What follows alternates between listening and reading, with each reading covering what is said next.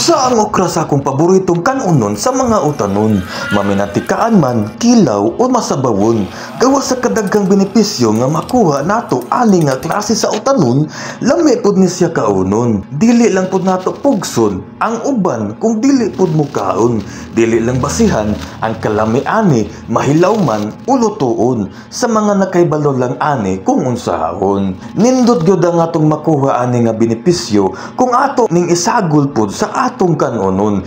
Dakog katabang sa atong panglawas kung iapil nato kini sa atong konsumo sa pagkaon. Ug karon hilab man akong tiyan ron, lami maghigop-higop snack kibali ani ron. Nakahunaw na akong lutoon, isagol ko ni sa noodles karon kay lami pud ni siya higop-higopon. Kanabang maglapot na gyud ang sabaw ba tungod sa kalami sa duga.